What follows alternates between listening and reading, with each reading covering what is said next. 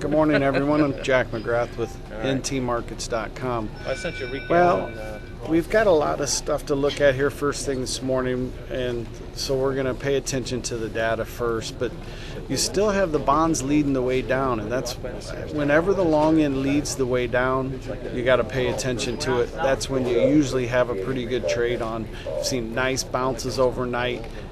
Late yesterday afternoon it started, the bonds and 10 years started a rally. You've seen continuation of that overnight. Now the question is if we can hold and continue back up.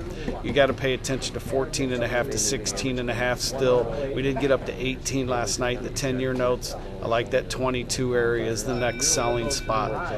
If we started to get above 22, I think you got some risk back up towards 28.5 to the figure. But we're still negative. We like selling rallies here in the long end. Yesterday, the bonds are the ones that went down and made new lows. The 10-year did not. That 130.30 area held a support. I'd like to see the 10-year get below there. We'll be paying attention to that area. Today's pivot in the 10s is 07, so pay attention to that. We could get down to 07. You probably take a shot at buying it first time down, looking for a bounce off of that pivot. Stop yourself out below there. And if we start to take out 07, look for 03 as a short-term trade. Now, another chart that we've sent out a couple days ago was the euro currency. We do have a rising wedge there.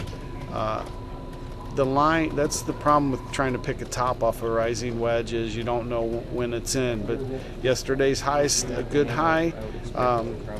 I pay attention to that today. We could get back above there. You don't initiate a wedge until you break that uptrending bottom line. So we're going to watch that. If we start to take that out, it's going to be around, I'd say 134.64, somewhere in there. If we started to get below there, that wedge could come into play. That's when we want to sell the euro currency, looking for a retracement all the way back down to 0.1, which is in the 130s. I think it's 130.62.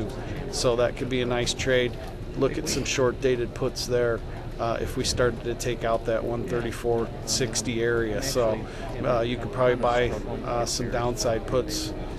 Well, it'd be nice if it happened today, and you could look for Friday's settlement puts on the euro currency. So we're paying attention to that.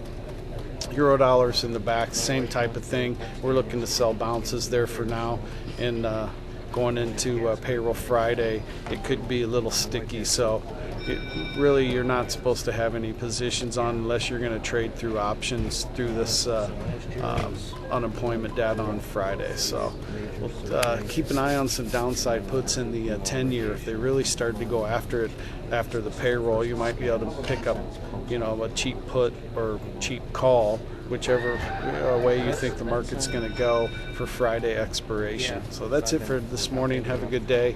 Jack McGrath with ntmarkets.com. Thank you.